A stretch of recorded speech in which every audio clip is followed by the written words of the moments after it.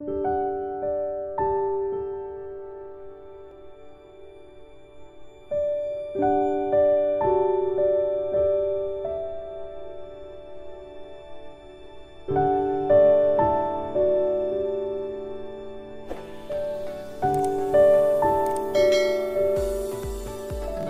pagi.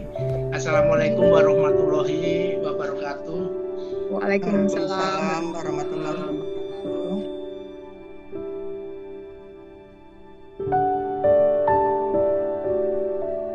Baik Bapak Ibu sekalian, monggo silakan, ada yang tanya. Sebenarnya sudah banyak nih. Silakan langsung aja. Kita masih punya banyak waktu kok. Tadi saya lihat Bu Ari ya, Bu Ari. Saya boleh. Siapa ini? Bu Nunu apa Bu Ari? Ya, monggo aja dulu.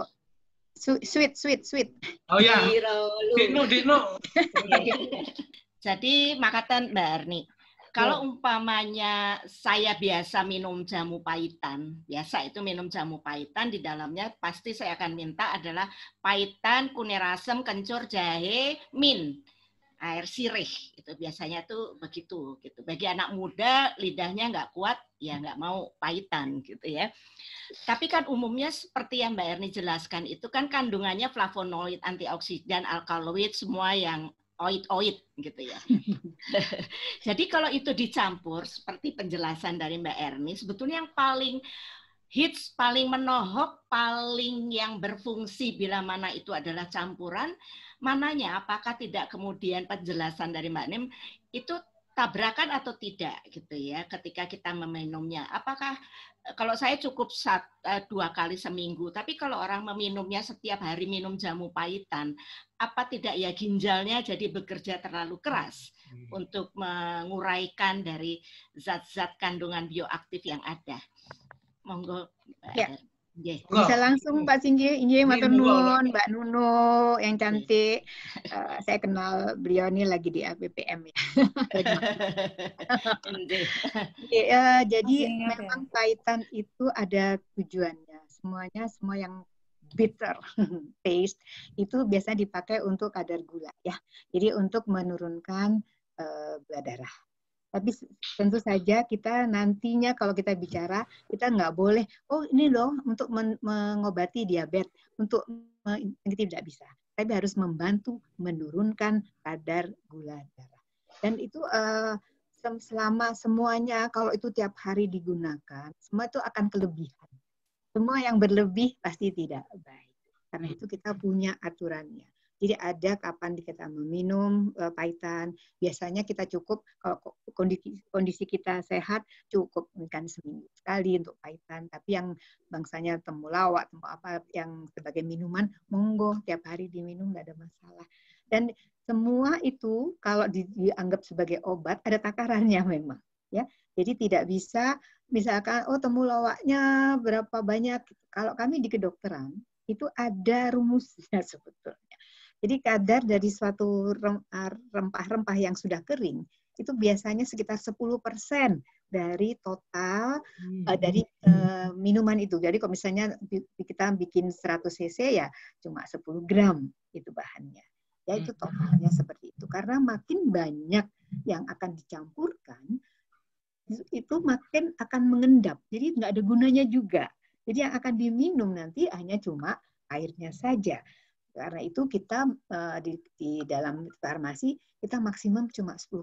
Jadi jangan 10% ditambah ini 10%, ditambah ini lagi 10%, jadi banyak sekali. Sehingga nanti bukannya minuman tapi menjadi apa itu jamu yang selama ini diberikan itu sekarang tidak diizinkan lagi yang jamu yang masih bentuknya serbuk terus kemudian diseduh itu tidak diizinkan ya. Karena itu yang diambil hanya cairannya saja, tidak meminum serbuknya. Dan serbuk ini sebenarnya tidak diabsorpsi sebenarnya, tapi karena ada beberapa yang kita di dalam tubuh kita beda-beda, ada sebagian yang diserap. Jadi karena itu saya mau juga minta kepada teman-teman semuanya, pada adik-adik semua, bahwa tidak ada satupun obat atau jamu yang fit for all ya. Jadi saya bisa minum A, tapi belum tentu yang lain bisa minum A. Jadi karena itu kita harus melihat. Dan saya diajarkan juga bagaimana kita waktu diskusi dengan, misalnya kalau saya dengan pasien saya atau dengan klien itu, kita harus melihat bahwa seseorang itu harus dilihat dari bio, jadi fisiknya, kemudian psikisnya, kita juga harus melihat spiritualnya, jadi istilah spiritualnya, kemudian melihat sosial dan ekonominya. Jadi seseorang itu harus dilihat secara holistik. Nggak boleh kita cuma ngobatin cuma fisiknya saja. Karena itu kita penting sekali bagaimana kita komunikasi. Saya banyak sekali waktu itu praktek nggak pernah ngasih obat. Karena dengan diskusi, dengan kita memberikan suatu penjelasan yang baik, maka dia tidak perlu kok obat ya. Jadi itu makanya. Jadi kalau untuk minuman, monggo, silakan. Saya senang sekali kalau bisa semua masyarakat kita mau minum minuman sehat. Ya, jangan takut, Paula. Pakai yang lain-lain karena penelitian saya juga di bunga telang ya. Jadi bunga telang ekstraknya bisa untuk kanker lidah. Jadi ada tikus tapi masih. Oke. Atur nuwun Mbak Erni. Bisa nih, monggo. Ini juga lagi minum kembang telang ini. Jadi warnanya putih ngono kok kembang telangin. Oh iya ya wis ya. Monggo silahkan yang lain. Banyak tadi di chat tadi Bu Ari atau Bu siapa tadi? Di chat itu ada untuk Bu Tri sama Mbak Paula saya nanya juga. Oh ya. Monggo. Nggih. Sambil nunggu Bu Ari udah muncul belum tadi? Sudah.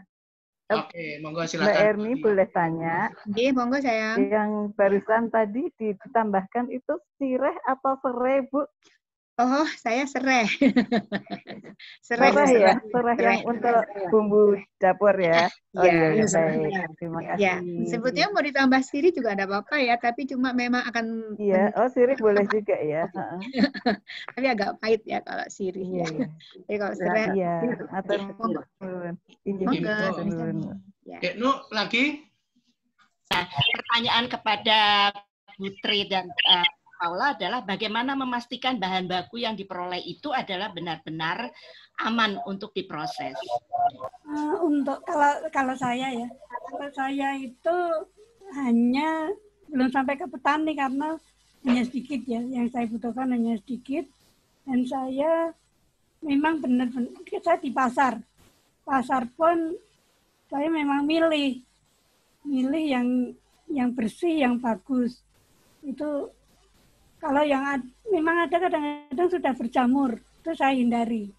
Makanya tadi waktu saya mengekspos yang temulawak kering, itu walaupun sudah dikeringkan pun masih ada yang jamur, itu yang harus dihindarkan.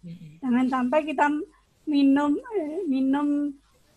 pon tapi sudah berjamur, itu jangan. Jadi itu tadi yang saya lakukan sortasi, kadang-kadang nyempil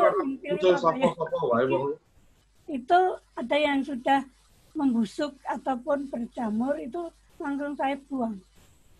Bahkan gula Jawa itu pernah saya ini dari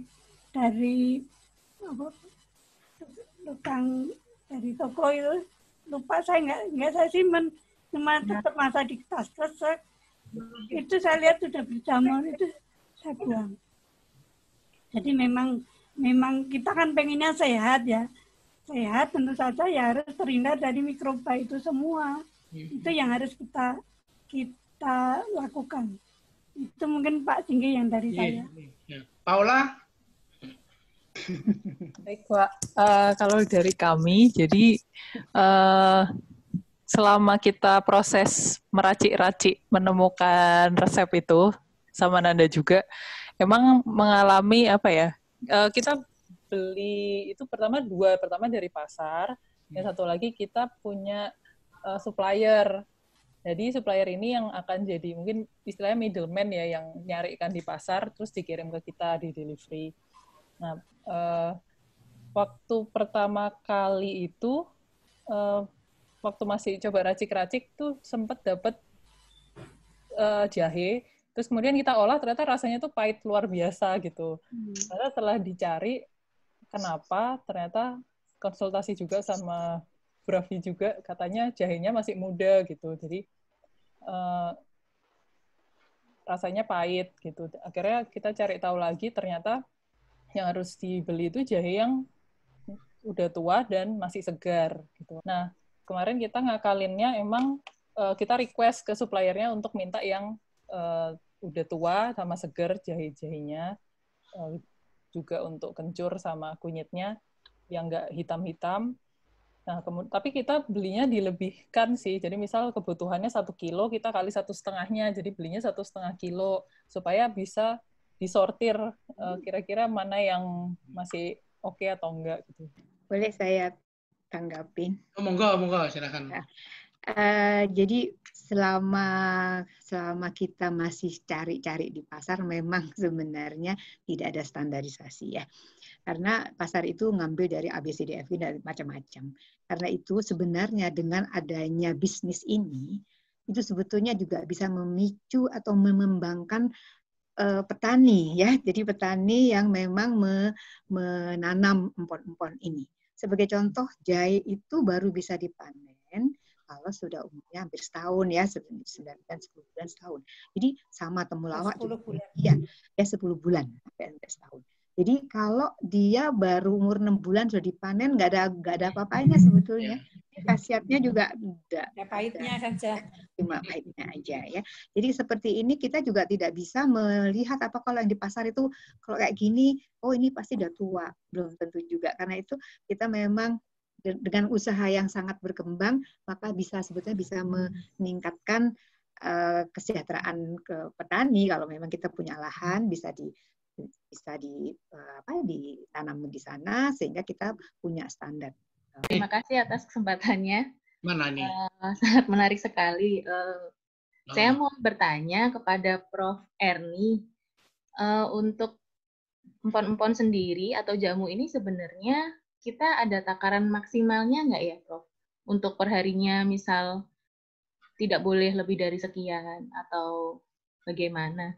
Terus saya pernah baca-baca waktu itu, katanya untuk apabila kita konsumsi rutin 2-3 kali sehari itu manfaatnya akan lebih bagus gitu untuk badan. Terus ada pertanyaan yang selanjutnya, untuk empon-empon sendiri, itu ada nggak ya, Prof, empon-empon yang tidak boleh dicampur dengan bahan-bahan lain? Misal kayak tadi kita kan ada yang kunyit asam Yakult, kayak gitu. Udah sih, mungkin itu aja pertanyaannya. Terima kasih. Ya, terima kasih Mbak Nanda. Selama ini kita ukurannya adalah memang pakai gram ya. Jadi kalau di farmasi, kita sebulan juga ngajar di farmasi, maka kalau itu campurannya masih dalam bentuk direbus, maka itu jauh lebih aman daripada kalau diekstrak. Karena kalau kita menjadi obat, kita nggak boleh pakai ekstrak dari air, tapi ekstraknya etanol. Ya, ekstraknya etanol itu akan mengambil sari-sari empon-empon itu jauh lebih banyak dibandingkan kalau direbus dalam air ya. Jadi itu yang jauh lebih aman. Karena kita sudah punya data bahwa untuk toksisitas akut suatu ramuan itu hampir semuanya adalah practically non-toxic. Jadi tidak toksik kalau memang dengan mengikuti aturan. Bahwa ramuan yang pakai misalkan kayak jahe ya, kita buat kering. Di situ ada ketentuannya kalau practically non-toxic itu lebih dari 15 gram per kilogram berat badan. Jadi kalau berat kita 50 kilo kali 15 berarti 750 gram. Kita mau makan benar nggak sih kita makan sampai sekilo? Kan enggak ya. Jadi kalau itu kita rebus itu cuma sedikit sekali bahan atau senyawa yang bisa terlarut di dalam namanya air ya. Jadi kita bisa campurkan dengan yang lain asal totalnya tadi total dari yang bubuk apa istilahnya rimpang itu yang sudah dikeringkan namanya simplisia. Simplisia itu maksimum totalnya adalah 10% campurannya ya. Jadi kalau ini 3%, ini 4%, ini berapa persen sehingga totalnya 10% campurannya ya. Yeah. Jadi kalau cuma satu aja ya 10%. Jadi dan ramuan itu ada yang direbus. Kalau orang jamu kan biasanya dari 3 gelas menjadi 2 gelas, menjadi 1 gelas begitu ya. Dan itu sebetulnya sudah pekat itu di sana ya. Karena kalau di secara farmasi dia cuma direbus sekali aja, tidak untuk berkali-kali. Sama juga obat Cina juga kalau itu tidak boleh direbus 2 kali. Oke, makasih Prof. Erni. Jadi masih aman lah, masih jauh ya. Ya, jauh. Lagi yang gendut-gendut itu seperti saya bisa 1 kilo itu maksimalnya. Jadi masih aman lah. Ini ada lagi pertanyaan dari Bu Mei nih, Bu. Monggo silakan Bu Mei. Nih Bu, itu sebagai konsumen saja sebetulnya. Lain yang sudah lama mengkonsumsi empon-empon tersebut sejak mungkin tahun 2019 sebelum ada virus ini. Itu awalnya karena ini lutut saya itu yang namanya sudah sepuh nggih Bu, sakit. Jadi selama ini kan minum itu Bu yang Wellmove mereknya ya, yang isinya kondroitin dan itu berkali-kali tapi tidak sering itu secara rutin tetap tidak memberikan efek buat saya pribadi. Akhirnya saya supaya saya lebih segar dan ini. Akhirnya saya membuat itu ada teman-teman yang memberikan masukan sih, bukan karena ide saya, bahwa ini isinya ini jahe dicampur kunyit, temulawak, campuran semua Bu. Jahe, kunyit, temulawak, terus sereh, terus gulanya pakai gula aren atau bisa diganti dengan sari kurma itu. Jeruk nipis pada saat sudah agak dingin, itu saja Bu. Dan itu saya lakukan. Ternyata setelah 2 bulan saya mengkonsumsi minuman itu, memang Bu, lutut saya sengaja supaya ada ini sendiri, ngetes diri saya sendiri, sengaja untuk tidak minum obat apapun yang untuk anti sakit dan lain-lain. Ternyata betul ini lutut saya sampai sekarang ini sembuh Bu. Apa mungkin hanya ini pengalaman testimoni saya saja nih seperti ini, dan tapi ditambah serai mungkin itu. Terus saya minum rutin hanya sehari 2 kali, pagi dan sore, dan memang badan saya memang serasa lebih segar. Terus memang tidak pernah flu, alhamdulillah. Dan saya tambahin juga selain yang empon-empon tadi ini mungkin agak di luar topik ini, saya memang mengkonsumsi bawang hitam, black garlic. Itu rutin sudah 3,5 tahun yang lalu sudah saya minum tanpa jeda dengan dosis yang sudah sesuai dengan itunya. Jadi itu Bu. Jadi pengalaman saya seperti itu. Menurut Ibu tadi memberikan saran bahwa kalau masih minuman tapi bukan obat masih aman kalau diminum dan dicampur-campur. Memang saya hanya berdasarkan feeling, tidak ditimbang-timbang Bu. Pokoknya semua saya campur, mungkin kira-kira seperti ini, ilmu kira-kira ini Bu, seperti itu. Akhirnya kok memang yang saya rasakan, saya tidak pernah flu. Yang waktu saya sekarang sudah pensiun, pada saat saya kerja saya bawa sampai ke keliling-keliling pulau-pulau kecil gitu, saya nggak ini, maksudnya teman-teman yang pada kolab, tepar, saya sendiri kalau orang Malang bilang tahes Bu. Itu makanya seperti itu. Ibu Mei dan mungkin teman-teman lainnya, kita sudah tahu bahwa di dalam entah jahe, di kunyit, di temulawak dan sebagainya, itu mempunyai efek antioksidan dan antiinflamasi. Nyeri sendi itu adalah inflamasi atau radang yang bukan disebabkan karena kuman, tapi memang karena ada proses, karena selalu kita sebutkan ada stres oksidatif tadi ya. Jadi karena kita terlalu capek dan sebagainya berdiri itu akan terjadi nyeri di situ, dan radang itu memberikan gejala adalah kemerahan, nyeri, ada pembengkakan dan memang rasa sakit. Dan itu memang semua yang Ibu berikan tadi itu mempunyai efek antiinflamasi yang kuat. Jadi memberikan efek untuk antiinflamasi. Ya, jadi tidak bisa memang saat kalau orang Jawa saat nyet itu memang prosesnya lama. Tapi itu kalau rutin diberikan, maka itu akan memperbaiki inflamasi yang ada di lutut tadi atau mungkin di tempat lain, sehingga itu rasa apa namanya, badan lebih enak, lebih bugar, karena juga mempunyai efek imunomodulator. Ya, jadi kita reaksi imun kita juga bertambah, dan kita penting untuk pencegahan apapun. Dan saya kebetulan karena saya dibilang bawa jamu, saya juga minum ramuan seperti itu, dan sampai sekarang karena COVID, tertomat karena COVID, bahwa saya minum jahe yang segar, dan karena hasil penelitian jahe yang segar lebih bagus daripada jahe yang sudah dikeringkan. Dan minumnya adalah jahe segar, itu saya blender, kemudian saya jus ya, bukan jus di blender, saya minum dengan ampasnya, pakai madu juga karena memang rada panas kalau tidak, pakai madu, pakai perasan jeruk lemon ya, jadi secukupnya saja karena itu untuk rutin saya, dan alhamdulillah sampai sekarang mudah-mudahan sih tidak terkena, karena saya juga masih banyak keluar karena kadang-kadang masih berawiri ke Salemba, dan sekarang saya batasi di Salemba karena ada di lingkungan Salemba ternyata lagi merah darah. Saya serem sekarang, saya tidak berani ke sana.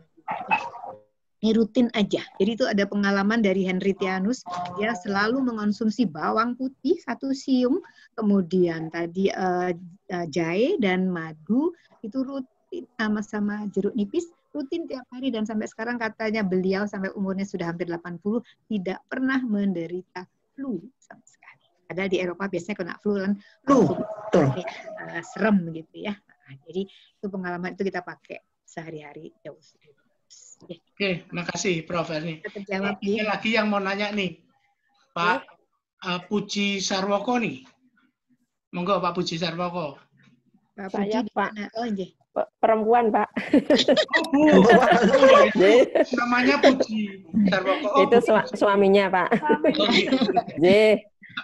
Ini saya mau tanya, ini tentang saya juga karena diberi teh kelor dengan teman, kemudian saya konsumsi kayak setiap sehari gitu ya, tiap hari itu saya tambahi dengan jahe dan serai. Jadi jahe serai saya geprek, kemudian saya rebus, kemudian ini juga saya rebus sendiri, saya diamkan sendiri untuk tehnya, kemudian saya jadikan satu. Nah, itu saya minum. Apakah ini juga punya khasiat atau kegunaan untuk saya rasa pakai, kalau kita juga sudah mendengar tentang khasiat daun kelor itu kan banyak sekali gitu ya. Kalau ditambah dengan jahe dan serai, apakah itu juga punya manfaat yang lebih kalau untuk dengan daun kelor, karena empon-emponnya itu kan jahe serai.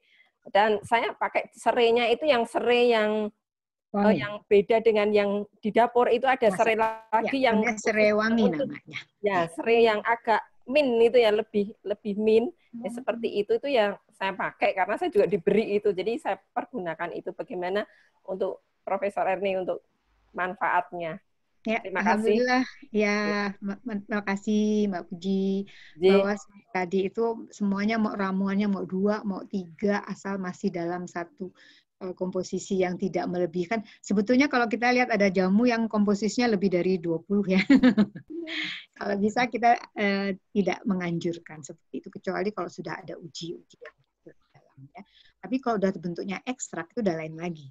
Jadi kita kan masih dalam bentuk yang segar, kemudian kita rebus dengan air ya. Dan itu jauh lebih aman, dan itu memang lebih sehat buat kita karena tadi efeknya adalah jahe, dia punya imunomodulator dan antiinflamasi. Demikian juga untuk kelor maupun si serai. Jadi semuanya empon-empon ditambah yang lainnya itu juga mempunyai efek yang kurang lebih sama, yaitu sebagai imunomodulator atau meningkatkan reaksi imun dan bukan reaksi imunitas tubuh, dan juga sebagai tadi antiinflamasi atau antioksidan.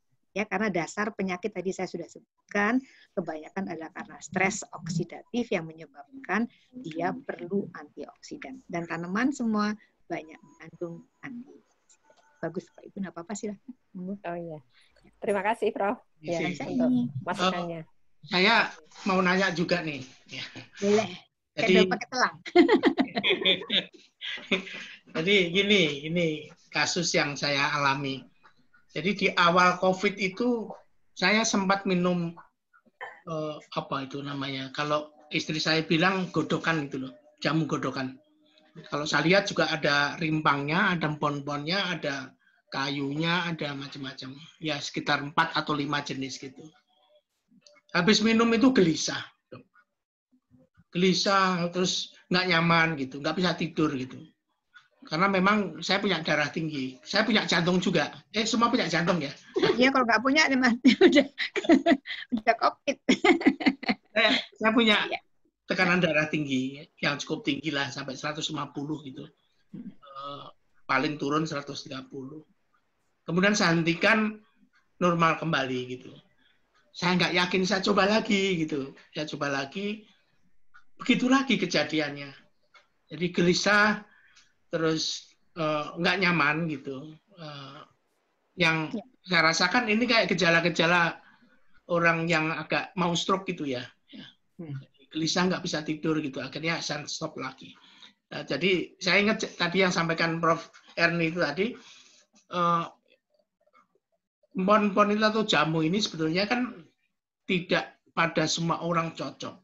Kalau pada seseorang cocok, bisa saja pada orang lain cocok gitu ya.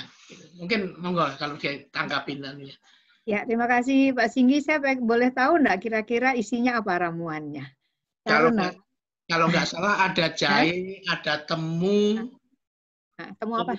Yang kayu manis. Kalau kayu manis saya biasa minum nggak masalah. Kayu secang, biasanya secang. Nggak tahu yang agak coklat batang itu tuh sama bintang tuh. Iya. Peka nih. Itu peka. Itu peka ya. Oke. Jadi begini Bapak, jadi gejala itu mirip dengan gejala untuk ada 2 ya. Dia bisa bahannya itu menurunkan kadar gula darah terlalu cepat, sehingga itu akan menyebabkan gelisah dan sebagainya. Atau juga tekanan darahnya naik sekali. Jadi itu yang kita harus juga hati-hati, karena itu kita memang kalau ramuan kita agak tidak bisa menilai secara detail kalau tidak tahu bahan-bahannya apa yang. Ya memang tadi betul, tidak semua cocok untuk ramuan yang sama. Untuk saya, contohnya saya kalau obat ya misalnya, selalu kalau saya di kedokteran dibilang karena sudah uji klinik di luar negeri semua obat-obat konvensional pasti aman. Ternyata tidak untuk semua orang. Jadi contoh saya minum CTM saja separuh, itu saya bisa nggak bangun-bangun seharian. Ya, misalnya seperti itu. Jadi dalam hal ini kita memang harus tahu betul ramuan isinya apa. Jadi kalau kita sudah bisa tahu ini, maka saya bisa tahu bahwa kemungkinan besar adalah hipertensi atau gulanya Pak Singgi drop. Karena itu gelisah banget itu, karena pasti kekurangan gula, dan itu energinya juga akan kurang. Dan Bapak juga hati-hati pada teman-teman semuanya, hipoglikemi atau gulanya kadarnya rendah banget itu jauh lebih bahaya daripada kalau gulanya tinggi. Jadi hati-hati, karena itu akan drop, jadi jatuhnya bukan ke stroke tapi ke shock namanya ya. Jadi itu akan lemah dan keringat dingin dan sebagainya, makanya kita harus hati-hati. Sebetulnya kalau kondisinya memang ada keringat dingin dan sebagainya, langsung aja Bapak minum air teh manis gitu, langsung anget-anget minum. Ya. Oke, monggo silakan yang lain sebelum kita akhiri. Saya sebelum diakhiri ya Pak Singgi. Monggo Bu Raffi, monggo.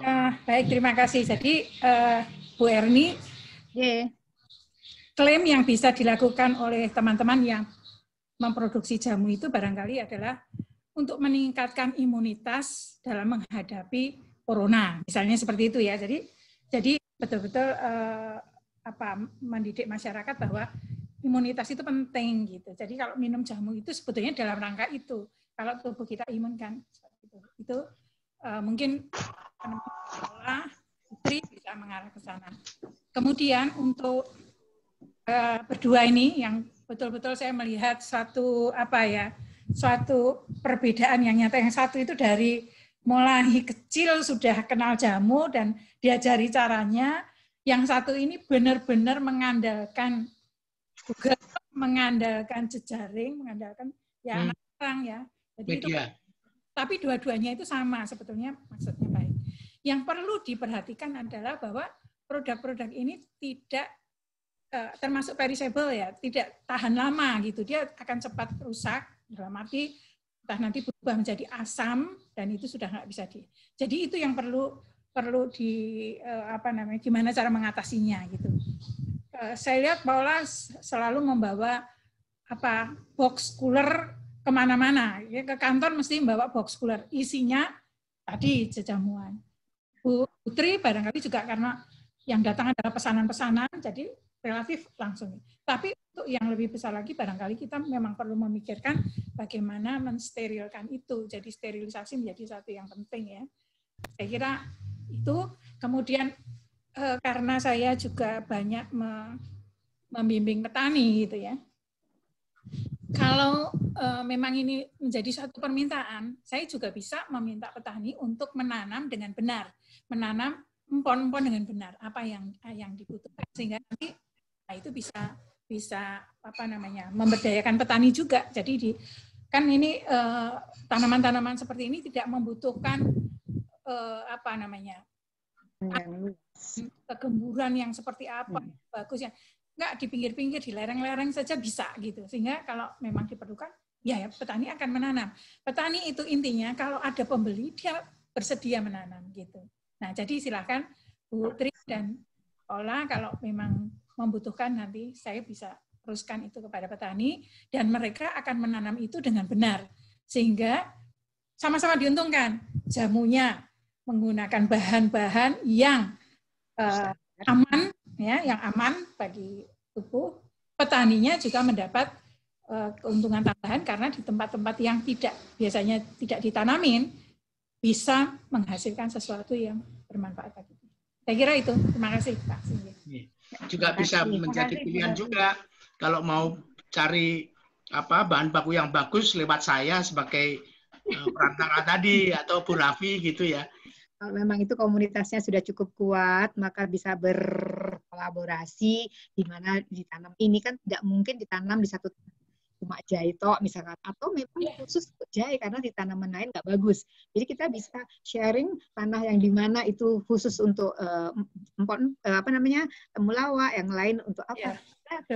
Kadang-kadang tidak sama. Jadi jenis tanahnya itu akan berpengaruh pada khasiat dari empon tersebut. Terima kasih sekali ini acara bincang-bincang yang sangat interaktif gitu ya. Jadi luar biasa. Mudah-mudahan ini juga menjadi inspirasi bagi kita semua gitu. Jadi saya kira ini luar biasa sekali. Mudah-mudahan nanti apa yang kita lakukan punya manfaat bagi kita semua. Kita minum enak tapi juga menyehatkan gitu. Kita tidak akan mengklaim sebagai obat tetapi sebagai minuman yang menyehatkan. Kalau saya biasanya mengatakan minuman yang membuat kita itu sehat, kuat, dan cantik gitu. Yang cowoknya gimana? Maco dong yang cowok, bisa cantik aja. Cowok cantik juga boleh. Enggak, kece. Amin. Lahi taufik wal hidayah. Assalamualaikum warahmatullahi wabarakatuh. Waalaikumsalam.